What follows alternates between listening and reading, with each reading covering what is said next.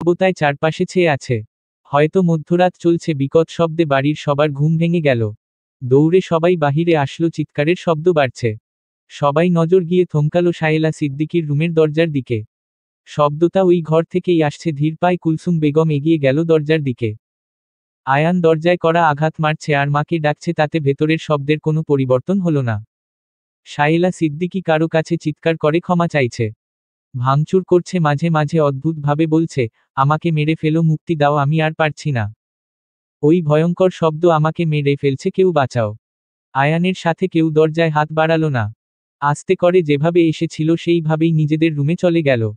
আয়ান বারবার চেষ্টা করেও ব্যর্থ হলো। শায়েলা সিদ্দিকী দরজা খুললেন না। দরজার সামনে আয়ান চুপ করে বসে পড়ল। আস্তে আস্তে ভেতর থেকে শব্দ আসা একদম বন্ধ হয়ে গেল। শায়েলা সিদ্দিকী বাড়িতে এসেছে আজ 1 সপ্তাহ। এই 1 সপ্তাহে সূর্যের আলো দেখেনি, বাহিরটা কেমন তা বলতে পারেন না, কারো সাথে একটা শব্দও বলেননি। কেউ বলতেও আসেনি। কেমন অদ্ভুত দৃষ্টিতে একদিকে তাকিয়ে থাকে। 1 সপ্তাহে কি একদিনও গোসল করেছেন?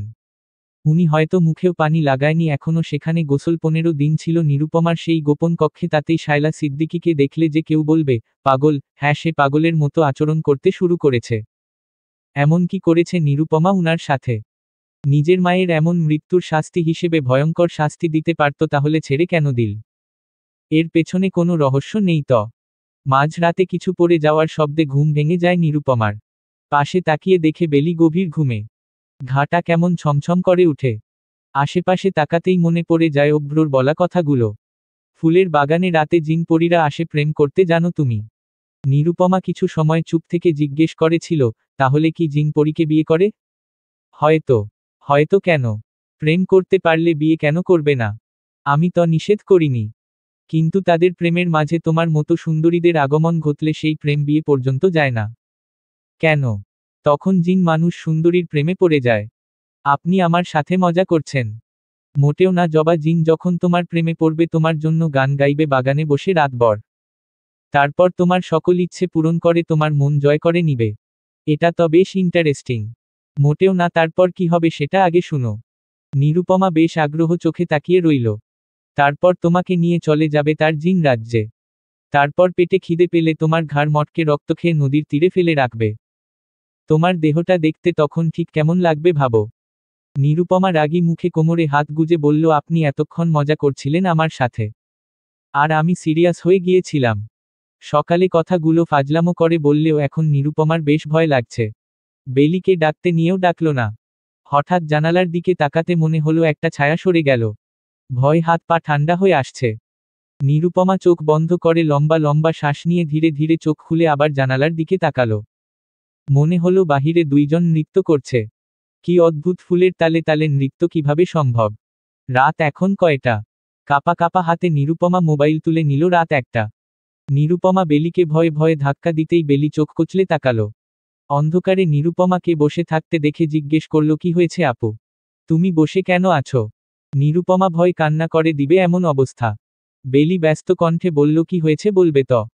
নিরুপমা আঙ্গুল দিয়ে বাহিরে ইশারা করল। বেলি উঠে লাইট অন করতে চাইলে নিরুপমা ওর হাত চেপে ধরে বলে, লাইট জ্বেলো না। কেন?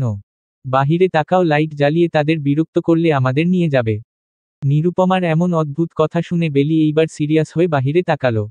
জানালা দিয়ে দেখা যাচ্ছে বাহিরে 2 জন খুব সুন্দর করে নৃত্য করছে। একজন খুব সুন্দর সাদা গ্রাউন পরে ছেলেটার আঙ্গুলে ধরে ঘুরে ঘুরে নৃত্য করছে ফুলের সাথে। বেলি স্বাভাবিক কণ্ঠে বলল, এরা কারা? নিরুপমা ভীতু কণ্ঠে বলল, ছেলেটা জিন আর মেয়েটা পরী। এই কথা শুনতাই বেলি ভয়ে চিৎকার দিতে চাইলে নিরুপমা ওর মুখ চেপে ধরে বলল, হুসস, একদম চুপ। ভয় কাঁপছে বেলিও। একটু পর টুংটাং গিটারের শব্দ শোনা যায়। ছেলেটা সুর তুলে আর মেয়েটা সুরের তালে তালে নাচে। ফাল্গুন হাওয়ায় হাওয়ায় করেছি যে দান। তোমার হাওয়ায় হাওয়ায় করেছি যে দান। আমার আপন হারা প্রাণ, আমার বাঁধন ছেঁড়া প্রাণ। তোমার হাওয়ায় হাওয়ায় করেছি যে দান। ফাল্গুন হাওয়ায় হাওয়ায় করেছি যে দান। তোমার অশোকে কিংসুখে। তোমার অশোকে কিংসুকে। অলক্ষ্য রং লাগলো আমার অকারণের সুখে। তোমার ঝাউয়ের দোলে মরমরিয়া উঠে আমার দুঃখ রাতের গান। তোমার হাওয়ায় হাওয়ায় করেছি যে দান। ফাল্গুন হাওয়ায় হাওয়ায় করেছি যে দান।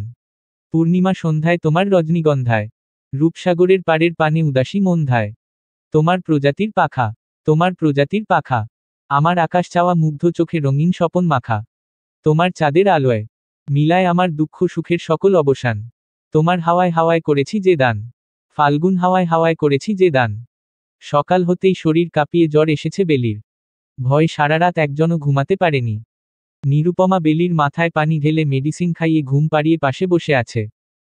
অভ্র এসে নিরুপমা আর বেলির অবস্থা দেখে অবাক হয়ে বলল, তোমাদের কি হয়েছে? জ্বর কিভাবে আসলো? আর তোমাকে দেখতে এমন অদ্ভুত কেন লাগছে? নিরুপমা কিছু বলার আগেই এখানে এসে উপস্থিত অনিক। অনিক ব্যস্ত কণ্ঠে বলল, বেলির কি হয়েছে? চলো এখনই হসপিটাল নিয়ে যাই। নিরুপমা রাগী চোখে অনিকের দিকে তাকিয়ে বলল, তোকে বলেছি আমি, চুপচাপ দরজায় দাঁড়িয়ে থাক। আসছে অন্যের বউকে ডাক্তারের কাছে নিয়ে যেতে, ওর জামাই আসতেছে। অনিক বেলির মুখের দিকে তাকিয়ে বলল, জানি ওটা কেমন জামাই। বাধ্য হয়ে বিয়ে করলেই জামাই হয়ে যায় না নিরু? তাহলে তুই জামাই? আজব কোথাকার, তোকে কে বলছে আসতে? অনিক ইশারা করে অভ্রকে দেখালো।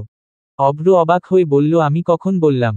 নিরুপমা ওদের দিকে তাকিয়ে আবার বেলির দিকে তাকালো। সকালের নাস্তা করেছ?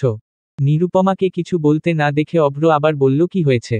নিরুপমা কাল রাতের সবকিছু বলল। বেলি বিড়বিড় করে বলল, ফাগুনের গান গাইছিল আর মেয়েটা হেলেদুলে নৃত্য করছিল। অভ্র ওদের মুখের অবস্থা দেখে মুখ টিপে কপালে হাত দিয়ে নিজেকে আড়াল করে হাসল। অনিক নিজেও অন্য দিকে ফিরে হাসছে। এরা হাসছে কেন? এদের হাসির রহস্য কি? এমন নয় তো রাতের সবটা এদের কারসাজি ছিল। আজ 3 দিন হলো নিরুপমা ছোট মামার বাসায় চলে এসেছে। ওই রাতের পর সেখানে থাকার মতো সাহস আর নিরুপমার হয়নি। অনিক অকারণে নিরুপমার ঘরের সামনে ঘুরঘুর করছে। নিরুপমা কিছুটা রেগে অনিককে ডেকে বলল, তোর কি আবার টাকা লাগবে? দেখ অনিক, যথেষ্ট বড় হয়েছিস, আমার থেকে 2 বছরের বড় তুই, একটু তো লজ্জা কর এখন নিজের ছোট বোনের থেকে টাকা নিতে। অনিক বিরক্তিকর দৃষ্টিতে নিরুপমার দিকে তাকিয়ে বলল, দেখ নিরু, আমি জানি আবার বাপ মা আমার থেকেও বেশি তোকে ভালোবাসে। তুই আসার পর এই 3 দিন দেখ আমাকে ভুলেই গেছে। এতে আমি কি করতে পারি? কিছুই করতে হবে না, ছাদ থেকে আমার কাপড়গুলো এনে দে। আমার অফিসে যেতে হবে। 5 মিনিটেই তো লাগবে। নিরুপমা কথা না বাড়িয়ে ছাদের দিকে গেল। ছাদে এসে কাপড়ে হাত দিতেই বুঝল ছাদের দরজা কেউ লাগিয়ে দিয়েছে। নিরুপমা পেছনে ফিরে দেখে অভ্র দাঁড়িয়ে আছে। তুমি এখানে? অভ্র দেয়ালের সাথে হেলান দিয়ে দাঁড়িয়ে মুগ্ধ চোখে তাকিয়ে রইল নিরুপমার দিকে। যেন কত বছর ধরে দেখে না সামনের রমণীকে। তৃষ্ণার্ত কাকের মতো তাকিয়ে থাকতে দেখে নিরুপমা বলে উঠল, তোমার ভয় বলতে কিছু নেই? কেউ দেখে ফেললে? কেউ দেখবে না, এত কথা কেন বলো? নিরুপমা চুপ হয়ে দাঁড়ালো। তোমাকে বলেছিলাম আমাদের বাড়িতে আসতে, ওখানে থাকলে এমন কি হতো?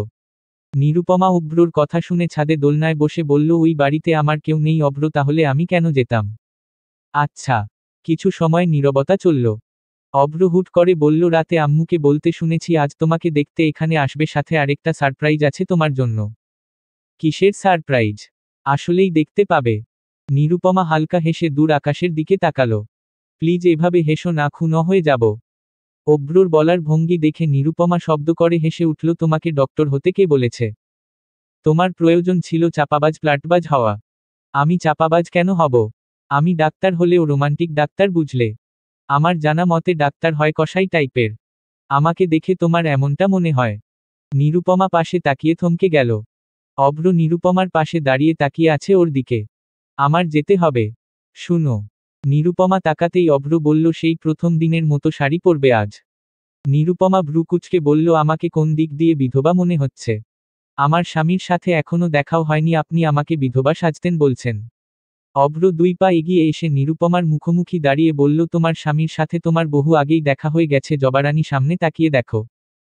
অভ্র প্রথম যখন দেশে আসে জবার সাথে তার দেখাটা ছিল বিধবা শাড়িতে।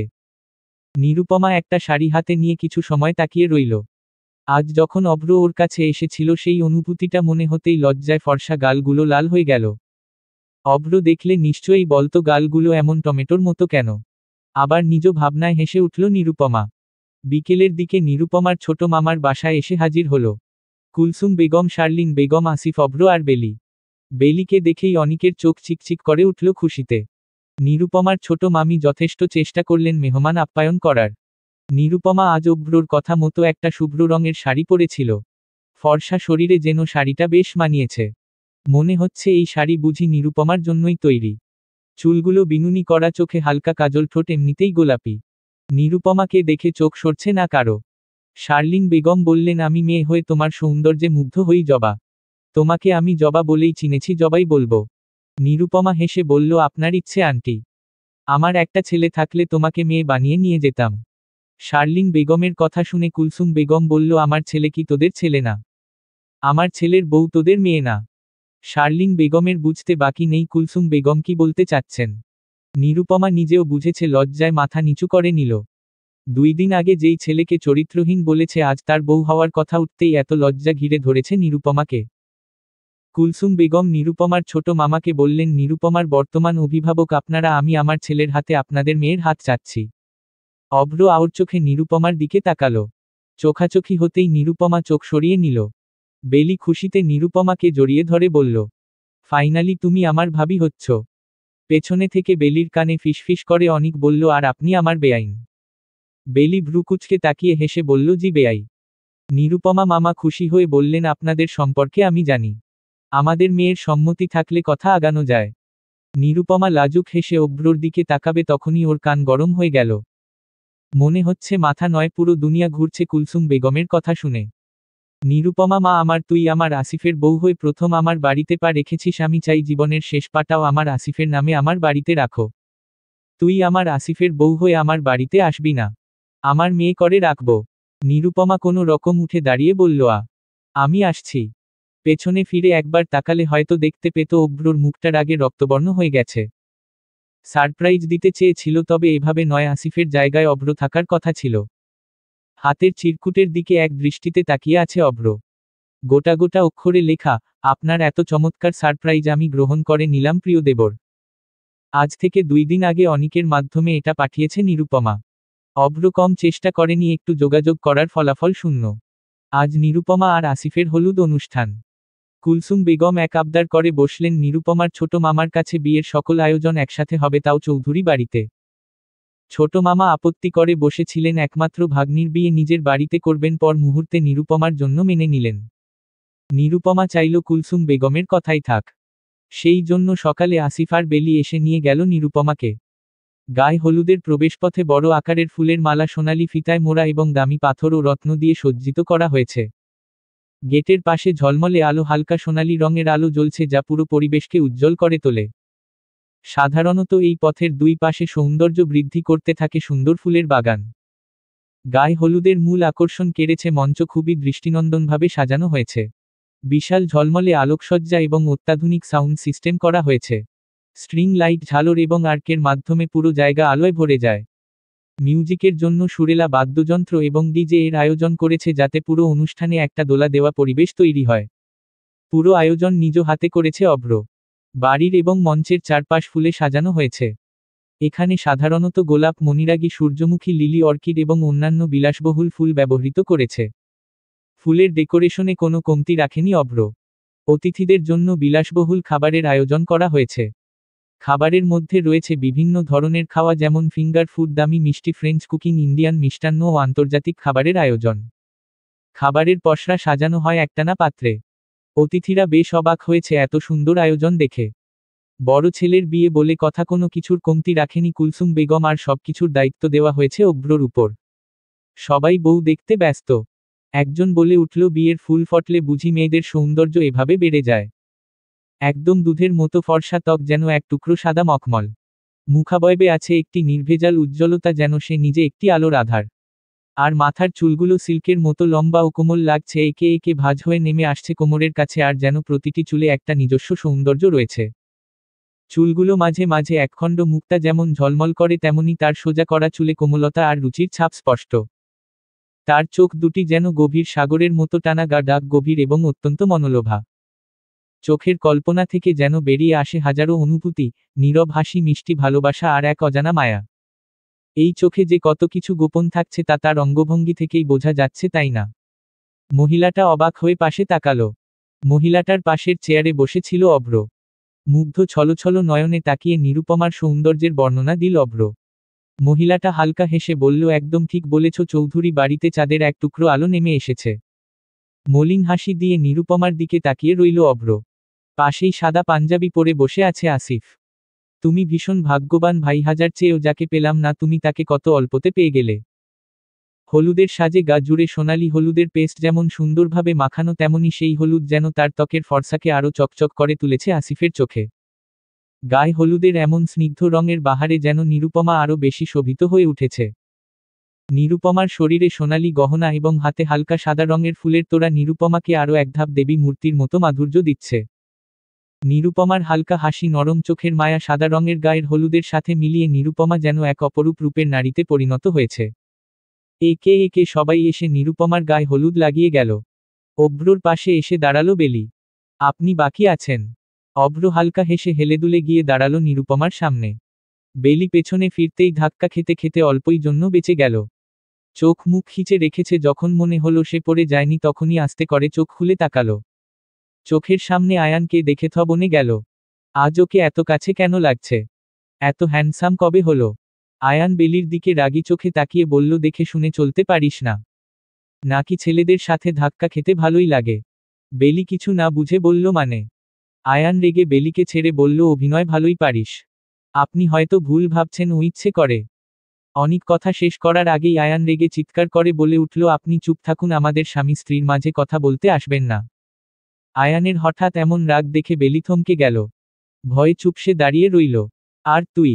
বেলির দিকে আঙ্গুল দেখিয়ে বলল, আমার পিছু পিছু আয়, এক পা অন্য দিকে যেতে দেখলে পা ভেঙে হাতে ধরিয়ে দিব। এমন হুমকি শুনে ভয়ে বেলি ঠোঁট উল্টে কান্না করে দিবে এমন সময় অনিক বলল, এভাবে বলছেন কেন? বেলিফুল ভয় পাচ্ছে, স্বামী হয়েছেন বলে এই নয়, যা ইচ্ছে করতে পারবেন। বেলিফুল আগুনে ঘি ঢালার মতো কথা ছিল। আয়ান অনিকের দিকে রাগী দৃষ্টিতে তাকিয়ে বলল, আমাকে থামাবেন আপনি? আজ আপনি নিরুপমার কাজিন না হলে বুঝিয়ে দিতাম স্বামী হলেই কি করা যায়, স্বামীর অধিকার কতটুকু। বেলির হাত শক্ত করে চেপে ধরে টেনে নিয়ে গেল বাড়ির ভেতর। ভয় বেলির জান যায় যায় অবস্থা। আজ কি হবে কে জানে। আয়ান কি জেলাস অনিকের জন্য? গায়ে হলুদের মঞ্চে নিরুপমার হাস্যোজ্জ্বল মুখের মধ্যে এখন এক অদ্ভুত স্নিগ্ধতা রয়েছে, যেন সে তার নতুন জীবনের সূচনা করতে প্রস্তুত। নিরুপমার গায়ে হলুদ মাখানোর পর তার মুখে এক প্রশান্তি, কিন্তু তার ভেতরে এক অজানা দুঃখের ছায়া বিদ্যমান। নিরুপমা কখনোই জানত না আজ এই মুহূর্তে তার জীবনের সবচেয়ে কঠিন মুহূর্তে দাঁড়িয়ে থাকতে হবে। অভ্রর মনে হলো, নিরুপমা যখন হাসে মুখের কোণে সূক্ষ্ম এক টুকরো আলো ঝলমলে হয়ে ওঠে, আর নিরুপমার নরম হাসির ভেতর যেন পৃথিবীর সমস্ত সুখ ও শান্তি লুকিয়ে থাকে। নিরুপমা নয় তার জবারানী, তার জবারানীর স্নিগ্ধ রূপে একদিকে যেন প্রাকৃতিক সৌন্দর্যের স্নিগ্ধতা, অন্যদিকে পুরনো রীতির বিলাসিতাও মিশে আছে। অভ্র দাঁড়িয়ে থাকে একটু দূরে, তার চোখে বিরাট এক যন্ত্রণার ঝিলিক। অভ্রর ভেতর যেন তীব্র এক শূন্যতা, হৃদয়ের গভীরে দুঃখের ছুরির মতো তীক্ষ্ণ অনুভূতি। সে দেখছে তার জবারানী আজ তার ভাইয়ের গায়ে হলুদ লাগাচ্ছে, অথচ সে 2 দিন আগেও ভেবেছে তার জবারানী তার নামে গায়ে হলুদ লাগাবে। কিন্তু আজ সেই সম্পর্কের শেষ দৃশ্য। হুট করে অভ্রর বুকে ভীষণ যন্ত্রণা হচ্ছে, সে কোনোভাবে এই পরিস্থিতিকে মেনে নিতে পারছে না। তার মনে ভেসে ওঠে একে একে সব স্মৃতি, 6 বছর আগে তাদের একসাথে কাটানো মুহূর্তগুলো, হাত ধরে হাঁটা, মিষ্টি কথোপকথন, সেই হাসি। কিন্তু এখন সে এই মুহূর্তে দাঁড়িয়ে আছে এক অপ্রতিরোধ্য যন্ত্রণায়, যেখানে সে জানে তার ভালোবাসা 2 দিন পর অন্য কারো হাতে চলে যাবে। নিরুপমার চোখে এক অদ্ভুত দৃশ্য, একদিকে সে হাসছে আর অন্যদিকে হৃদয়ে যে বেদনা তা স্পষ্ট হয়ে উঠছে তার চোখের জলে। নিরুপমা চোখে অব্যক্ত দুঃখ নিয়ে অভ্রর দিকে তাকায়, যেন সে কিছু বলতে চায়, কিছু ঘটানোর চেষ্টা করে, কিন্তু কিছুই বলা হয় না। নিরুপমার চোখের গভীরে এক চিরন্তন হাহাকার।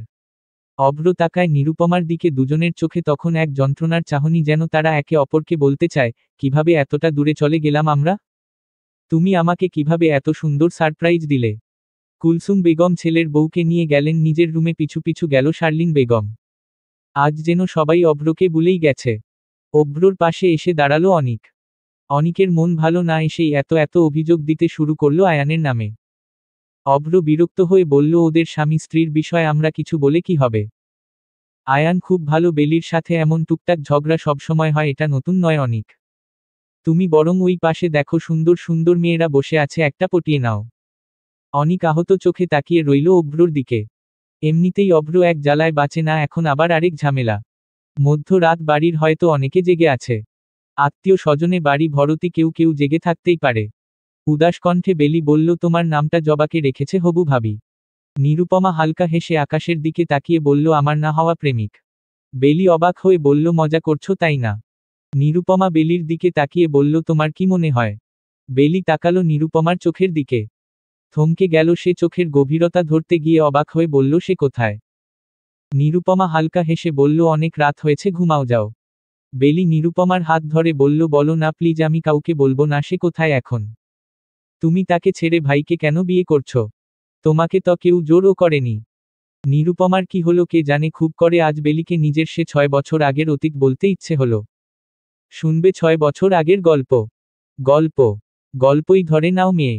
বেলি অবাক হয়ে নিরুপমার হাসি দেখে হাসছে ঠোঁট, অথচ চোখে পানি টলমল। কি ভয়ঙ্কর লাগছে এই মেয়েকে, সে কি জানে? একটা গ্রাম ছিল যার নাম সুন্দরপুর।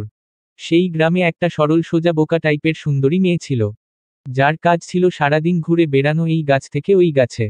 বুঝেছ? বেলি তাকাতেই নিরুপমা বলল, মজা পাচ্ছ না? বেলি কিছু বলল না, সে সবটা জানতে চায়। সে গ্রামে এক সুদর্শন যুবক আসলো তার নানাবাড়ি বেড়াতে। আর হ্যাঁ, মেয়েটা কিন্তু সেই গ্রামের মেয়ে ছিল না, সেও সেই গ্রামে গিয়েছিল বড় মামির বাবার বাড়ি বেড়াতে। তাদের প্রথম দেখা হয় গ্রামের রাস্তার মোড়ে। মেয়েটা তার বড় মামার 2 মেয়েকে নিয়ে আম চুরি করতে এসেছিল ছেলেটার নানার আম বাগানে। চুরিও করেছিল, কিন্তু গাছ থেকে নামার আগেই ধরা পড়ে যায় এক অপরিচিত পুরুষের কাছে। ছেলেটা চোর গাছে পেয়েও একটা শব্দ করতে পারেনি। থমকে গিয়েছিল, অবাক হয়ে বলে উঠেছিল, নানার আম বাগানে দিন দুপুরে পরীর সাক্ষাৎ। ছেলেটার যখন মেয়েটার দিকে নজর পড়ল, মনে হলো যেন পৃথিবীটা কিছু মুহূর্তের জন্য থেমে গেছে। সেই মেয়ে, যার চোখে ছিল একটি অদ্ভুত শান্তি এবং ভীতি, যেন এক এক ধরনের রহস্য লুকানো। তার ডাগর ডাগর আখিগুলোর মধ্যে ছিল এমন এক আকর্ষণ যা মনের গভীরে একদম অবচেতনে চলে গিয়েছিল। প্রতিটি চোখের পলকে যেন হাজারো অনুভূতি আর গল্পের প্রতিচ্ছবি স্পষ্ট হয়ে উঠছিল। তার গাঢ় কালো চুলগুলো সযত্নে বিনুনি করা, যেন তার পরিশ্রম আর পরিচ্ছন্নতার প্রতীক। চুলের মধ্যে আকাশের মতো গা ডাক একটা ছায়া ছিল, যা তার সৌন্দর্যকে আরও অপূর্ব করে তুলছিল। তার পায়ে ঝংকৃত নূপুরের আওয়াজটা যেন সারা গ্রামে ছড়িয়ে পড়ে, প্রতিটি পদক্ষেপে সে যেন এক নতুন গল্প লিখছে, আর সেই আওয়াজ মনের ভিতরে এক অদ্ভুত সুর তৈরি করে যা থামানো অসম্ভব। মেয়েটি গাছ থেকে নেমে পালিয়ে যাচ্ছে, তাতে ছেলেটার কোনো হুঁশ নেই, সে তো এক দৃষ্টিতে তাকিয়ে আছে অপরিচিতার দিকে। ছেলেটা বিড়বিড় করে বলে উঠল, আস্ত একটা রক্তজবা, হাতে মেহেদির লাল টকটকে রং, পায়ে আলতা দেওয়া, কানে জবা গুজে রাখা, ফর্সা শরীরে, মনে হলো সে নিজেই একটা আস্ত জবা। মেয়েটার মুখে কোনো গর্ব বা অহংকার ছিল না, বরং ছিল এক কোমলতা, এক নির্ভীকতা, যে মেয়ে জীবনকে তার স্বাভাবিক রূপে গ্রহণ করে, নির্জীব সুন্দর পৃথিবীর মতো। যদিও তার চোখে ছিল এক ধরনের ভীতি, তবে সেই ভীতি ছিল এক ধরনের মায়া, যা তাকে আরও সুন্দর করে তুলেছিল। যেন তার মধ্যে এক অনবদ্য সংমিশ্রণ, যেখানে সৌন্দর্য আর সরলতা একে অপরকে আঁকড়ে ধরে, আর সেই আঁকড়ানো হৃদয়ের গভীরে এক অপরিচিত সুখের অনুভূতি জন্ম নেয়। মেয়েটার উপস্থিতি যেন ছেলেটার হৃদয়ের মাঝে এক অস্থিরতা সৃষ্টি করে, যেন পৃথিবীর সমস্ত কিছু একে একে হারিয়ে যাচ্ছে, শুধু সে এক মুহূর্তের জন্য চিরকাল থেকে যাচ্ছে। হৃদয় যেন থমকে দাঁড়ায়। ছেলেটা খুব সহজেই মেয়েটাকে খুঁজে বের করেছিল, কারণ মেয়েটার বড় মামার ছেলে ছিল সেই ছেলেটার বাচ্চাকালের বন্ধু। সেই সুবাদে বাড়িতে এসেছিল, তখনই দ্বিতীয়বার চোখাচোখি হয় তাদের। এই বুঝি আম চুরির জন্য নালিশ জানাতে এলো। মেয়েটা ভয় এই দিন আর রুম থেকে বের হয়নি। সময় যায়, মেয়েটা খেয়াল করে ছেলেটা কারণে অকারণে বাড়ির রাস্তার মুড়ে দাঁড়িয়ে থাকে। তাকে দেখলেই ড্যাব ড্যাব করে তাকিয়ে থাকে।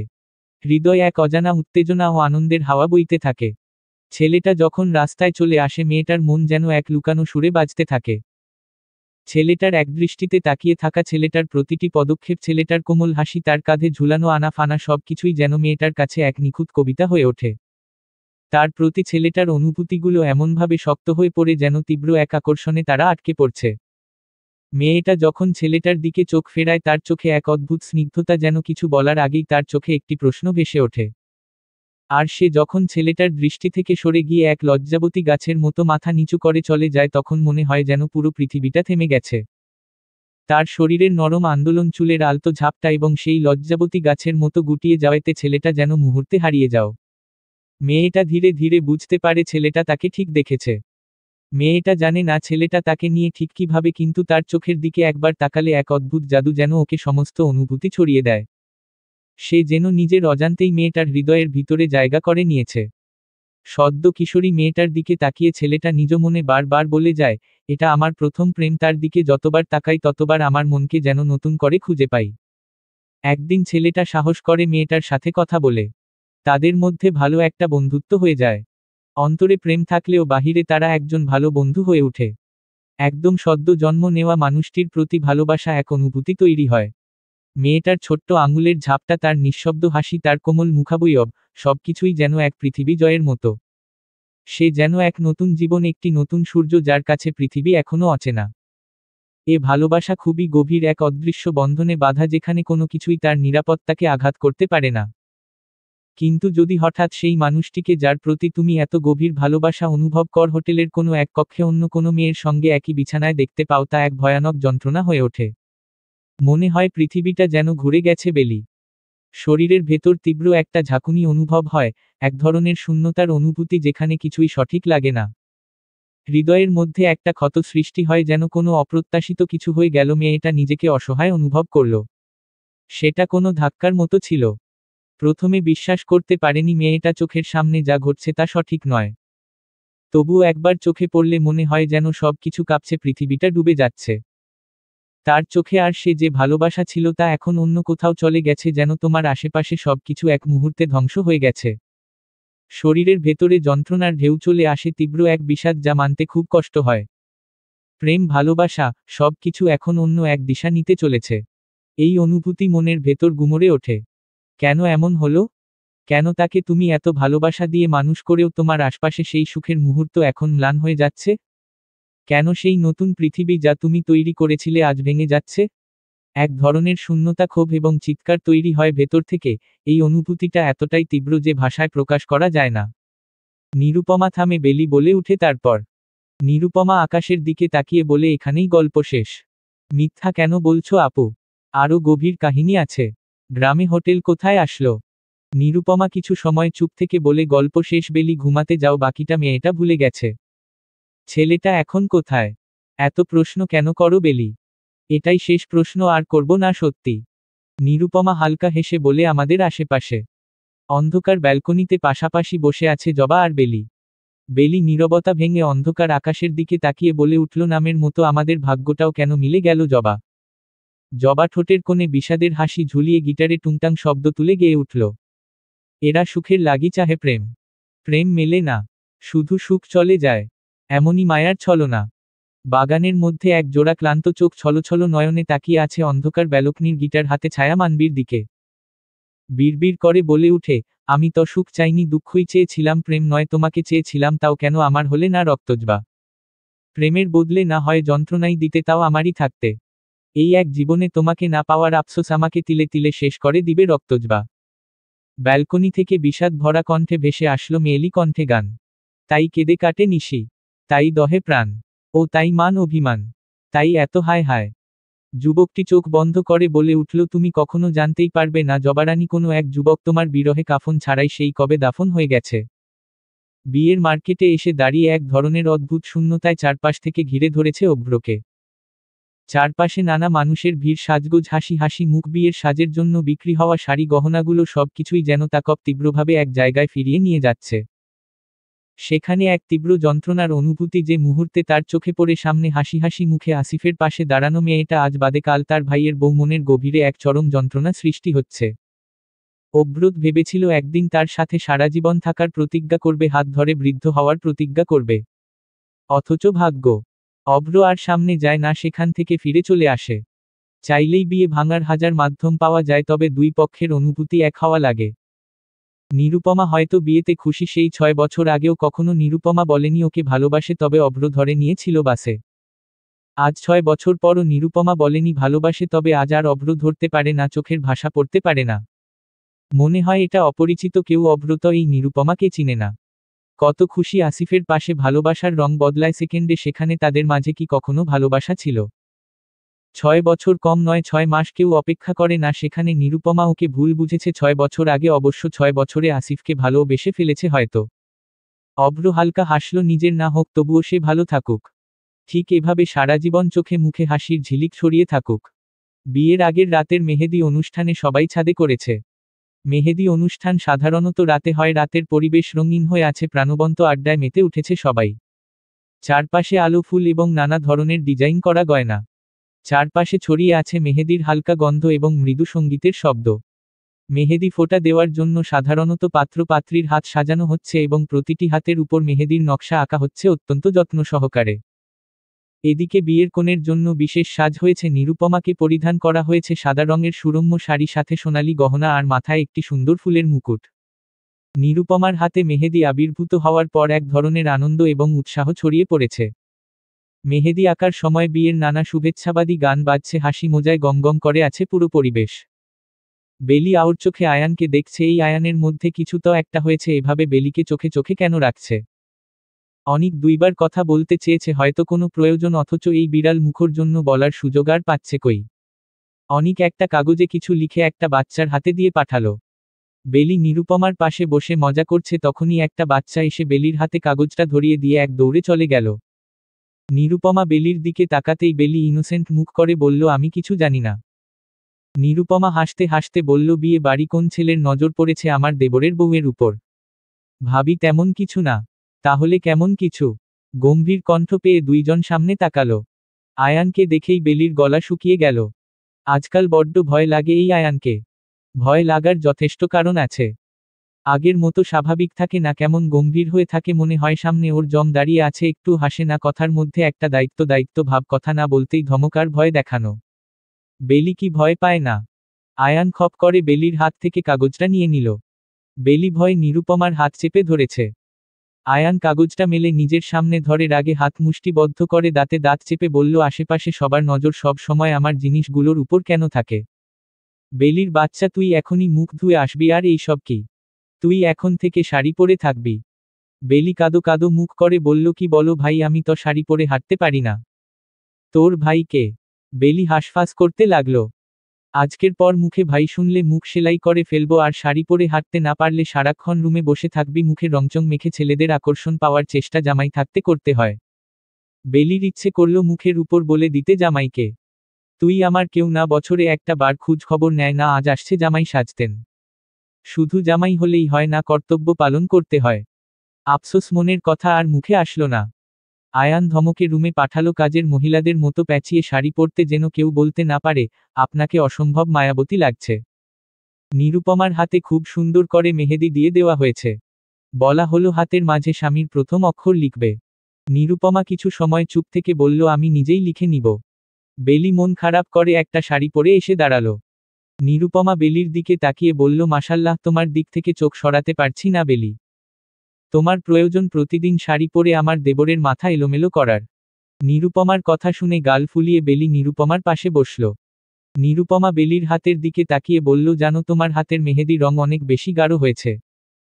বেলি হাতগুলো সামনে এনে বলল, হুম, আমার এত গাঢ় রং ভালো লাগে না। তুমি জানো মেহেদির রং গাঢ় হলে কি হয়? বেলি ঠোঁট উল্টে বলল, কি হয়? নিরুপমা বলার আগেই ওদের সামনে এসে হাঁটু গেড়ে অভ্র বসে বলল, লোক মুখে শোনা যায় হাতের মেহেদির রং গাঢ় হলে স্বামীর ভালোবাসা বোঝা যায়, হাতের মেহেদির রং যত বেশি গাঢ় স্বামীর ভালোবাসাও তত বেশি গভীর। বেলি মুগ্ধ নয়নে অভ্রর মুখের দিকে তাকালো। আজ ছেলেটাকে বেশ অগোছালো লাগছে, এলোমেলো চুল, চোখের নিচে গাঢ় কালো দাগ পড়ে গেছে, মনে হচ্ছে শান্তিতে কতদিন ঘুমায় না, কিসের এত কষ্ট অভ্র ভাইয়ের? বেলির মনে হাজার খানেক প্রশ্ন উকি দিল। তবে আজ আর আগের মতো এত এত প্রশ্ন করল না। জিজ্ঞেস করনো, ঠিক মতো খাওয়া দাওয়া কেন করেন না অভ্র ভাই? আজ আর বলতে ইচ্ছে হয় না, আমাকে আপনার জীবন গোছানোর দায়িত্ব কেন দিলেন না অভ্র ভাই? আমাকে কেন বিয়ে করলেন না? কিসের এত কষ্ট আপনার? অভ্র নিরুপমার দিকে একটা প্লেট এগিয়ে দিয়ে বলল, সকাল থেকে তো কিছুই খাওয়া হয়নি, তোমার, খেয়ে নাও।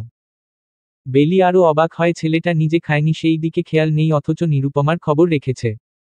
নিরুপমা হাত দুইটা সামনে এনে বলল, হাতে মেহেদি।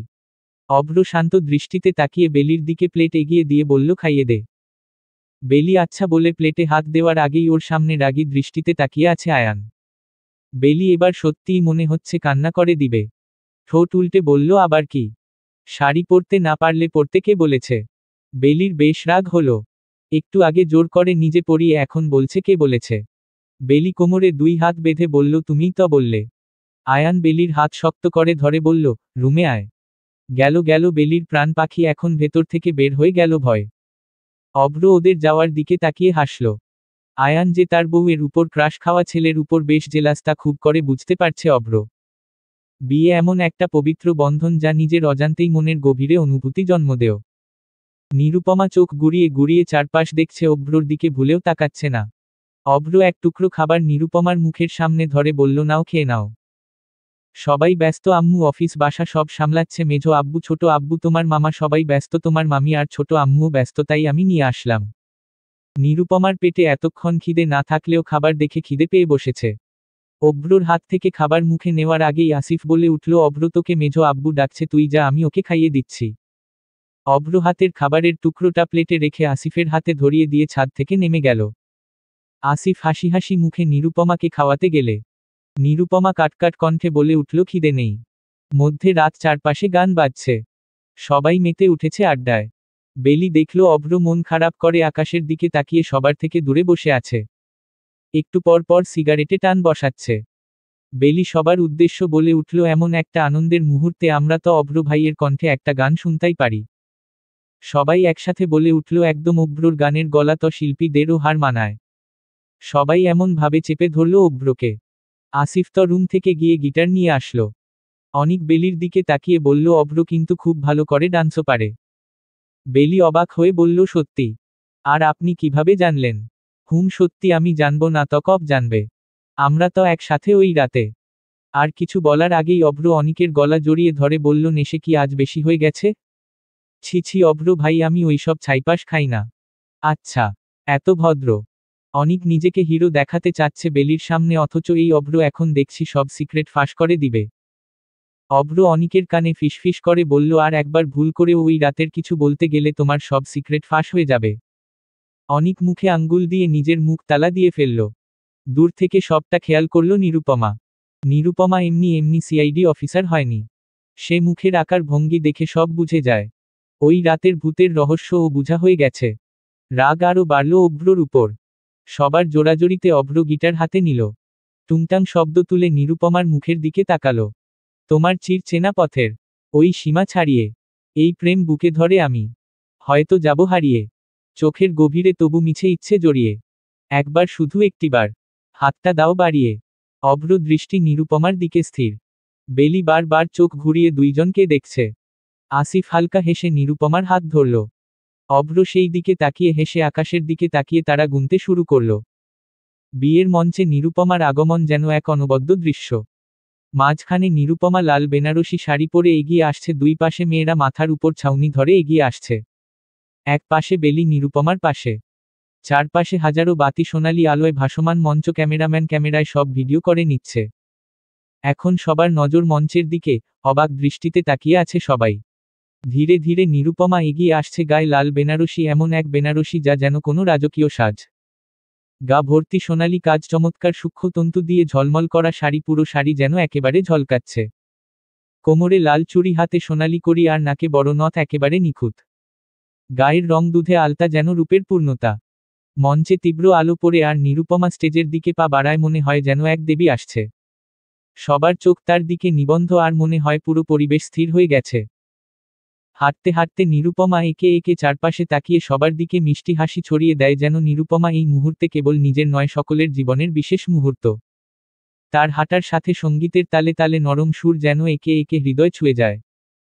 তখনই শুরু হয় নাচ। সঙ্গীতের সাথে এক অপূর্ব নাচ নাচছে বেলি। একটু পর আচমকা বেলির সাথে নাচের তালে এগিয়ে আসলো আয়ান। বেলি নিজেও অবাক হয়ে আয়ানের দিকে তাকিয়ে আছে। আয়ান খুব সুন্দর করে গানের তালে তালে বেলির হাত ধরে ঘুরিয়ে নিচ্ছে। বেলি শুধু অবাক চোখে তাকিয়ে আছে। বিশ্বাস হচ্ছে না ওর এটা আয়ান। বেলির পা গুলি যখন মঞ্চে ছন্দময় হয়ে ওঠে, শাড়ির কোনা খেলা করে বাতাসে, গায়ে মৃদু ঝলকানির ঝিলিক, মুগ্ধ দর্শকরা আর কিছুই দেখতে পাচ্ছে না নিরুপমা থেকে গিয়ে। চোখ এখন সবার আটকে আছে বেলি আর আয়ানের দিকে। তাদের নাচে যেন এমন এক টান, এমন এক প্রেমের আবেগ, যা দেখে সবার মনের কোণে এক ভালোবাসার জোয়ার ছুটে যায়। তাদের শরীরী ভাষা, মুখাবয়ব, দৃষ্টির মায়াজাল, এই পুরো সময় যেন মুগ্ধতায় আটকে গেছে। সারা মঞ্চ এক অদ্ভুত আলোর দ্যুতি ছড়িয়ে পড়ে যেন একরকম চমক দিয়ে সবার মনে জায়গা করে নেয়। নিরুপমা স্টেজে বসে ঠোঁটের কোণে মৃদু হাসির রেখা ফুটিয়ে তাকিয়ে আছে বেলি আর আয়ানের দিকে। অভ্র এক কোণায় দাঁড়িয়ে এক দৃষ্টিতে তাকিয়ে ছিল নিরুপমার হাসোজ্জ্বল মুখের দিকে। কত খুশি সে এই বিয়েতে, মুখ দেখেই বোঝা যাচ্ছে। নিজের অজান্তেই চোখে জল এসে জমা হচ্ছে। রাগে কপালের রগগুল্লো ফুলে উঠল অভ্রর। সে খুশি, তাহলে আমার চোখে কেন জল? কেন আমার চোখ মন আমার কথা শুনছে না? আজ থেকে তাকে ভুলে যেতেই হবে। সে আমার ভাইয়ের বউ হতে যাচ্ছে। রাতের ফ্লাইটেই তো দেশ ছেড়ে কানাডা চলে যাব। বুকে পাথর রেখে না হয় শেষ বিয়েটা দেখে যাই। অভ্র ঠিক করে নিল সে এই জীবনে আর বাংলাদেশে পা রাখবে না। আজ রাতেই সে দেশ ছাড়বে আজীবনের জন্য। আজীবনের জন্য মুক্তি আমার জবারানী। সরি, তুমি তো কখনো আমার ছিলেই না। বর নেই তাহলে কি আবারও বর পালিয়েছে? কি আশ্চর্য, এই বংশের ছেলেরা কি পালানোর জন্য আর কোনো সময় পায় না? ঠিক বিয়ের আগ মুহূর্তে পালিয়ে যায়। প্রথম বেলির সাথে অভ্রর বিয়ে ঠিক হলো, সব ঠিক ছিল, বিয়ের আগ মুহূর্তে অভ্র পালিয়ে গেল। আর এখন নিরুপমার সাথে আসিফের বিয়ে ঠিক হলো। বিয়ের আগ মুহূর্তে আসিফ পালায় গেল। নিরুপমা থমথমে মুখে তাকিয়ে আছে অভ্রর দিকে। অভ্র শেরওয়ানি খোলার জন্য বোতামে হতো দিতেই নিরুপমা গম্ভীর কণ্ঠে বলে উঠল, আপনি কি করছেন? অভ্র একবার শেরওয়ানির বোতাম তো আরেকবার নিরুপমার হালকা রাগী রাগী মুখের দিকে তাকিয়ে দীর্ঘ শ্বাস লুকিয়ে বলল, চেঞ্জ করছিলাম, গরম লাগছে। তাই বলে আমার সামনে? একটা মেয়ের সামনে? তুমি আর এখন আলাদা কেউ নও, আমার বিয়ে করা স্ত্রী। আমি তোমার সামনে সবকিছু করতে পারি। ও আচ্ছা, এখন মুখ থেকে তো ভালোই কথা বের হচ্ছে। ভুল কিছু তো বলছি না। আমি তো এই বিয়ে মানি না। জানি। কি জানেন? এই যে বিয়ে মান না। নিরুপমার ইচ্ছে করল এক গুলি মেরে অভ্রর ব্রেইন ছাড়া মাথাটা উড়িয়ে দিতে। আপনাদের বংশের ছেলেরা কি বিয়ের আগ মুহূর্তেই এভাবে পালিয়ে যায়? নিরুপমার এমন কথাই শান্ত দৃষ্টিতে অভ্র নিরুপমার দিকে তাকায়। জানা নেই? কেন জানা নেই? আপনিও তো পালিয়েছিলেন। পালিয়েছিলাম বলেই তো আজ তোমার স্বামী হয়েছি। আমাকে উদ্ধার করেছেন। অভ্র হালকা হেসে একটা ব্যাগ বের করে বলল, খুব বেশি কষ্ট হচ্ছে? নিরুপমা ভ্রু কুঁচকে ব্যাগের দিকে তাকিয়ে বলল, কিসের জন্য? এই যে আমাকে বিয়ে করতে হলো। নিরুপমা কথার জবাবে অভ্রর চোখের দিকে তাকালো। কেমন ছলছল নয়ন। নিরুপমার বুকের ভেতর কেমন আন্দোলন শুরু হলো। অভ্রর চোখে জল কেন? নিরুপমার খুব করে ইচ্ছে করল ভালোবেসে অভ্রর গালে হাত রেখে মুচকি হেসে বলতে, একটা বার ভালো করে আমার দিকে তাকাও, সকল উত্তর পেয়ে যাবে। অভ্র নিচের দিকে তাকিয়ে ঠোঁট কামড়ে হেসে বলল, কষ্ট পেও না, আমি তোমার কষ্টের কারণ হতে চাইনি। আমি চেয়েছি তুমি ভালো থাকো, সবকিছু পেতে কেন হবে? সে ভালো থাকলেই তো পুরো দুনিয়া পাওয়া হয়ে যায়। নিরুপমার রাগ হচ্ছে, যদি তাকে নাই পাওয়ার ইচ্ছে থাকে তাহলে ভালো কেন বাসব? ভালোবাসি মানে তাকে পেতেই হবে। এত দয়ালু আমি হতে পারবো না। সে অন্য কারো কাছে খুশিতে থাকবে আর আমি কষ্টের সাগরে হাবুডুবু খাবো। সরি ভাই, এত দয়ালু আমি না। সে সারা জীবন কষ্টে থাকুক, তাও সে আমারই থাকুক, আমার পাশে থাকুক। মৃত্যুর যন্ত্রণা তো আমি দিব না একটু, না হয় আমার ভালোবাসার যন্ত্রণা সহ্য করুক, তাও আমার থাকুক। অভ্র ব্যাগ হাতে নিয়ে বলল, আমি চলে যাচ্ছি, তোমার সুখের কারণ তো হতে পারলাম না, দুঃখের কারণও হতে চাই না। নিরুপমা কাঁপছে রাগে, ওর ঠোঁট চোখ কাঁপছে। কোথায় যাবে? অভ্র ব্যাগ কাঁধে নিয়ে বলল, তোমার বিয়ে দেখার পর দেয় ছাড়ার কথা ছিল, অথচ ভাগ্য আমাকেই তোমার সাথে বেঁধে দিল। কিন্তু আমি তোমার ভালো চাই। নিরুপমা রাগে চিৎকার করে বলে উঠল, সব সময় আমার ভালোই চাচ্ছ, অথচ আমি ভালো থাকছি কোথায় সেটা জানলে না। তুমি আমার ভালো চাইতে গিয়ে আমাকেই কখনো চাইলে না অভ্র। নিরুপমা রাগ দেখে অভ্র থমকে গেল। মেয়েটা কাঁদছে, চোখ অসম্ভব লাল হয়ে গেছে। নিরুপমা আবার বলে উঠল, তুমি আমার ভালো চাইতে গিয়ে একটা বার আমার দিকে তাকিয়ে বুঝলে না আমি কি চাইছি, একটা বার বিয়ে ভাঙার চেষ্টা করলে না, একটা বার কাউকে বলার প্রয়োজন মনে করলে না, অন্তত আমাকে বলতে। আমি অনেক সুযোগ খোলা রেখেছিলাম আমাকে বলার জন্য। প্রতি রাতে অপেক্ষা করতাম তুমি আসবে, তুমি কল দিবে, তুমি আমাকে বুঝাতে চাইবে। তুমি বলবে তোমার আমাকে চাই, অথচ রাত শেষে আমি ক্লান্ত হয়েছে, আমার অপেক্ষা শেষ হয়নি। অভ্র অবাক কণ্ঠে বলল, আমি দেখেছি তুমি আসিফ ভাইয়ার সাথে অনেক খুশি ছিলে। তুমি দেখেছ? রেগে নিরুপমা বালিশ ছুঁড়ে মারল অভ্রর দিকে। অভ্র দ্রুত সরে দাঁড়িয়ে বলল, তুমিও তো একবার বলনি। হ্যাঁ আমি বলিনি, তবে তোমার মতো স্বার্থপর হইনি। বিয়ে ভাঙিনি তবে। অভ্র চোখ ছোট ছোট করে নিরুপমার দিকে তাকিয়ে বলল, তবে? নিরুপমা এদিক ওদিক তাকিয়ে বলল, কিছু না। কিছু তো, হে আমার দিকে তাকাও। নিরুপমা চোখ পাকিয়ে বলল, আমার কাছে আসার চেষ্টা করবে না, দূরে থাকো, একদম দূরে। আঙ্গুল দিয়ে দূরত্ব দেখিয়ে নিরুপমা ড্রেসিং টেবিলের সামনে গিয়ে কানের দুল খুলে রেখে বলল, দাঁড়িয়ে আছো কেন? যাও, তোমার প্লেন তো উড়াল দিবে। অভ্র ব্যাগ কাঁধে নিয়ে বলল, হুম যাচ্ছি তো, কেউ তো আর আমাকে আটকাবে না। নিরুপমা পেছনে ফিরে তাকালো না। এক এক করে গায়ের গহনাগুলো খুলে রাখল। অভ্র রুম থেকে বের হতেই নিরুপমা একটা নর্মাল শাড়ি হাতে নিয়ে ওয়াশরুমে ঢুকে গেল। ফ্রেশ হওয়া প্রয়োজন। অভ্র সন্দিহান দৃষ্টিতে আয়ানের দিকে তাকিয়ে বলল, তুই সব জানতি তাই না? আয়ান হালকা হেসে দোকানদারকে বলল, মামা একটা সিগারেট দাও তো। আমি তোকে কিছু জিজ্ঞেস করছি আয়ান। আয়ান অভ্রের কথায় কান না দিয়ে বলল, প্রথম পালালি তুই। পালিয়ে আমার ভাগ্য খুলে দিলি, দ্বিতীয় পালালো তোর ভাই, ভেবে নে তোর ভাগ্য খুলে গেছে। অভ্র আয়ানের এমন কথার মানে বুঝতে না পেরে বলল, তুই কি নেশা করে আছিস? বিয়ে উপলক্ষে একটু। অভ্র দীর্ঘ শ্বাস ফেলে ব্যাগের দিকে তাকালো, বেঞ্চের পাশে পড়ে আছে। আয়ান ব্যাগের দিকে তাকিয়ে বলল, বিয়ের রাতেই হানিমুনে যাওয়ার প্ল্যান আগে থেকে করে রেখেছিস নাকি? আর হানিমুন? আমি তো দেশ ছাড়ার পরিকল্পনা করেছিলাম। তারপর? আয়ান বেশ মজা পাচ্ছে এমন কথায়। ওর ধারণা নিরুপমা আর অভ্র মিলে আগে থেকে প্ল্যান ছিল। অভ্র আবার বলে উঠল, বাসার পরিবেশ এত শান্ত কেন? মনে হচ্ছে কিছুই হয়নি। আয়ান সিগারেটে টান বসিয়ে বলল, কিছু কি হয়েছে? অভ্র বিরক্ত হয়ে বলল, মাতাল হওয়ার আর সময় পাইলি না? আয়ান মাতাল নয়, শুধুমাত্র অভ্রর কথার উত্তর দিতে চাচ্ছে না। আয়ান অভ্রর কাঁধে মাথা রেখে আকাশের দিকে তাকিয়ে বলল, ঘরে ডাকাত বউ রেখে বাহিরে বেশিক্ষণ থাকলে তোর কপালে কি আছে ভাবতেই হাসি পাচ্ছে। অভ্র আয়ানের দিকে তাকিয়ে বলল, তোর ঘরেও তো বউ আছে, তুই কি করছিস? আয়ান হু হু করে হেসে বলল, আমার তো ডাকাত নয়। অভ্র ভ্রু কুচকাতেই আয়ান ফিসফিস করে বলল, ওই যে দেখ আকাশের চাঁদ, আমার বউ হলো আকাশের চাঁদ, তবে এই চাঁদ সবাইকে আলো দেয় না, শুধু আমাকে দেয়। অভ্র আয়ানের হাতের আঙ্গুলের দিকে তাকালো, আকাশের ওই দূরের চাঁদের দিকে। অভ্র বিড়বিড় করে বলে উঠল, আমার ডাকাত রানী চাঁদ নয়, সূর্য। যার দিকে তাকালেই চোখ ঝলসে যায়, হাত বাড়ালেই পুড়তে হয়। দুই ভাই বউ নিয়ে বিড়বিড় করে বাড়িতে ফিরে আসলো। আয়ান সোজা ছাদে আসলো। ছাদে এসে কিছু সময় থমকে গেল। পেছনটা দেখেই বুঝতে পারল এটা নিরুপমা। আয়ান ধীর পায়ে নিচে নেমে যেতে চাইলে নিরুপমা পেছনে থেকে ঢেকে বলে উঠল, এদিকে আসেন। আয়ান ফিরে তাকাতেই নিরুপমা মিষ্টি একটা হাসি দিয়ে বলল, দেবরের সাথে একটু আড্ডা দেওয়াই যায়। আয়ান এসে নিরুপমার থেকে বেশ দূরত্ব রেখে দাঁড়ালো। নীরবতা ভেঙে নিরুপমা বলে উঠল, আপনার আম্মু কেমন আছে? আয়ান নিরুপমার দিকে না তাকিয়ে বলল, পাবনা হসপিটালে ভর্তি আছে। বারবার নিজেকে আঘাত করতে যায়। চিৎকার করে নিজেকে খুনি বলে, মাঝরাতে আমাকে ক্ষমা করে দাও, আমাকে মুক্তি দাও, আমাকে মেরে ফেলো তোমরা, আমি মায়ার কাছে যেতে চাই এমন করে। নিরুপমা হালকা হেসে বলল, মানুষের সবচেয়ে বড় শাস্তি কোনটা জানেন? মৃত্যু মানেই মুক্তি। যখন সে বেঁচে থাকবে নিজের করা অন্যায় পাপ এত বড় ভুল ভাবতে থাকবে, একটা সময় সে নিজেকে শেষ করতে চাইবে কিন্তু পারবে না। আস্তে আস্তে তার মস্তিষ্ক কাজ করা বন্ধ করে দিবে। মৃত্যু মানেই মুক্তি, তাই আমি আপনার আম্মুকে যন্ত্রণা উপহার দিলাম। আয়ান ছলছল চোখ লুকিয়ে নিল। আয়ানের চোখে তার মা ছিল পৃথিবী, বাবাকে সে তেমন পছন্দ করত না। আজ সেই মায়ের এমন রূপ সে ভাবতে পারছে না। ঘৃণাও তো আসে না, আবার ভালোবাসাও না, এটা কেমন অনুভূতি?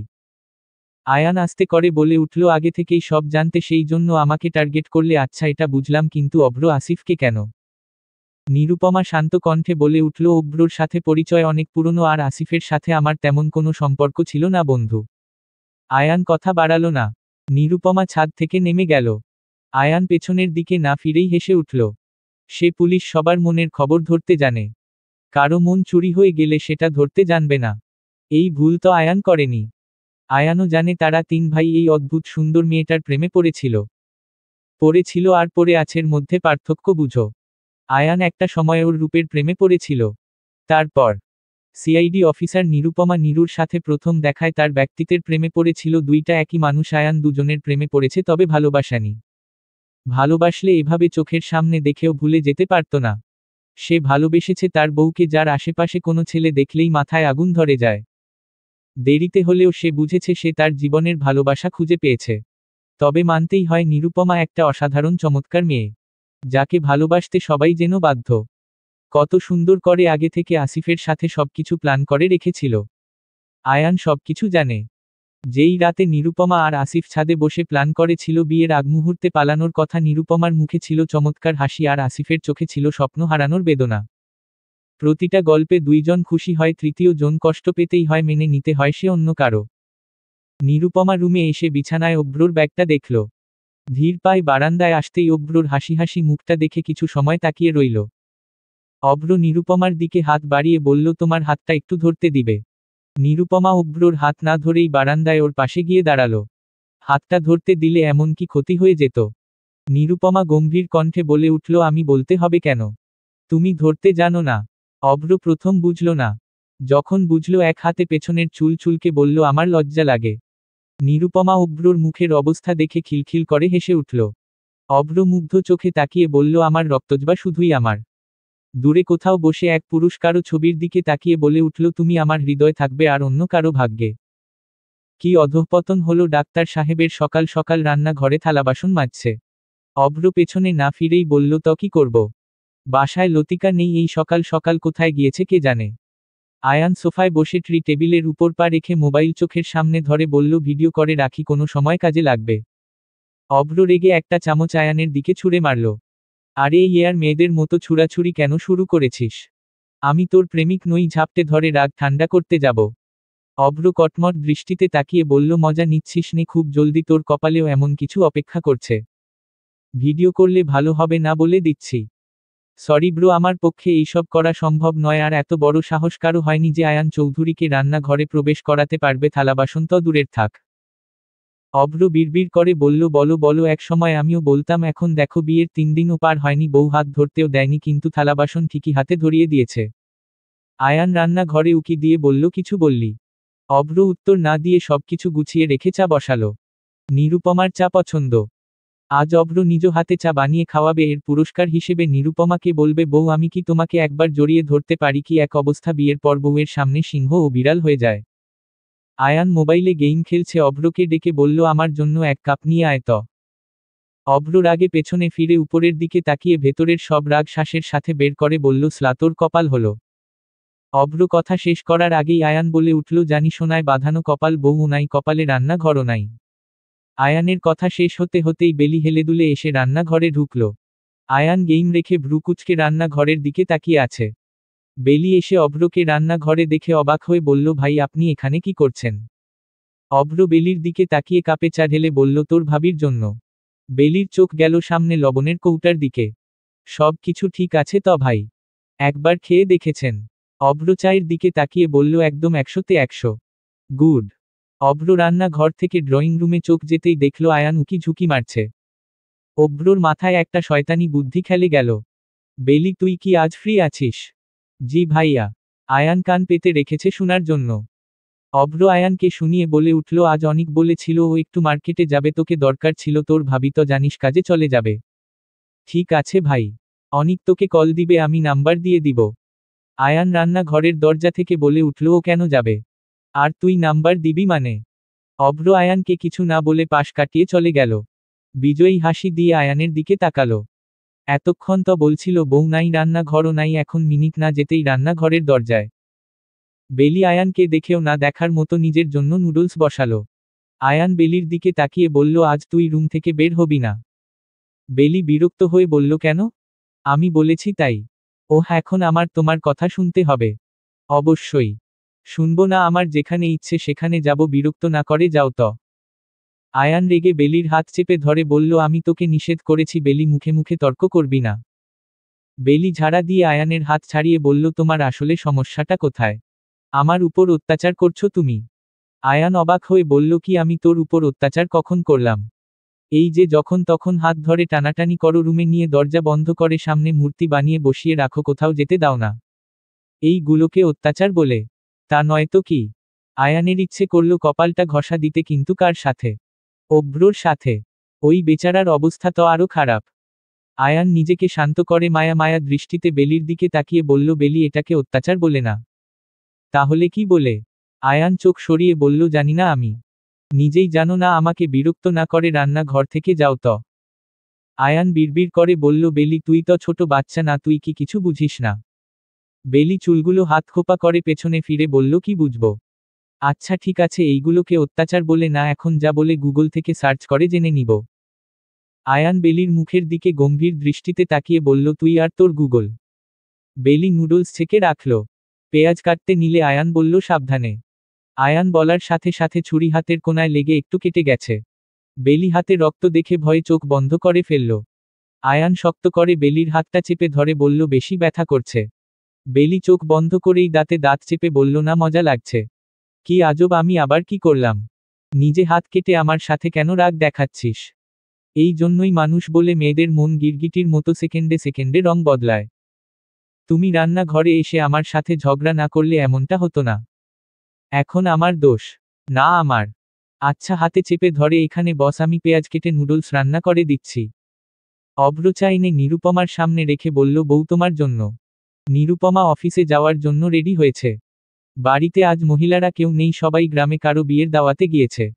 নিরুপমা চুলগুলো বিনুনি করে শাড়ির আঁচল ঠিক করে নিজেকে একবার ভালো করে আয়নায় দেখে নিল। অভ্র মুগ্ধ চোখে তাকিয়ে আছে নিজের বউয়ের দিকে। নিরুপমা চা হাতে নিতে নিলে অভ্র চা সরিয়ে নিয়ে বলল, উহু, আজ আমাকে দিয়ে থালাবাসন মাজিয়েছ, সাথে চায়ের পুরস্কার হিসেবে আমি কিছু চাই। নিরুপমা বিছানায় বসে অভ্র দিকে তাকিয়ে বলল, আমি শুধু তোমাকে থালাবাসন মাজতে বলেছি। সবকিছু স্বামী স্ত্রী মিলেমিশে করতে হয়। আমি নাস্তা বানিয়েছি আর তুমি থালাবাসন মেজেছ সমান সমান। আর চা এর জন্য ধন্যবাদ। অভ্র নিরুপমার পাশে বসে বলল, আমার অন্য কিছু চাই বউ। কথায় কথায় বউ বউ কেন করো? আমার একটা সুন্দর নাম আছে। অভ্র মন খারাপ করে বলল, তোমার ভালো লাগে না? বউ ডাক্তার, গভীরতা জানো? শোনার পর অনুভূতি কেমন হয় জানো? আর যদি হয় শখের পুরুষের মুখে বউ, এটা যেন একে অপরের প্রতি সেই সম্পর্কের সূচনা বা দৃঢ়তার অনুভূতি প্রকাশ করে যেখানে দুটি হৃদয় একসাথে বেঁধে যায়।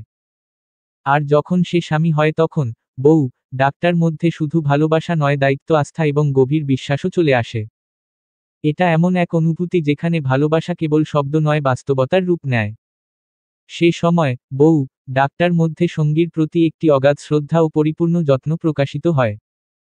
স্বামী হিসেবে সে তার সঙ্গীকে শুধু ভালোবাসে না, বরং তার সুখ দুঃখের সাথী হিসেবে পাশে থাকতে চায়, জীবনের সমস্ত পথচলায় একে অপরের জন্য হয়ে ওঠে অবিচ্ছেদ্য।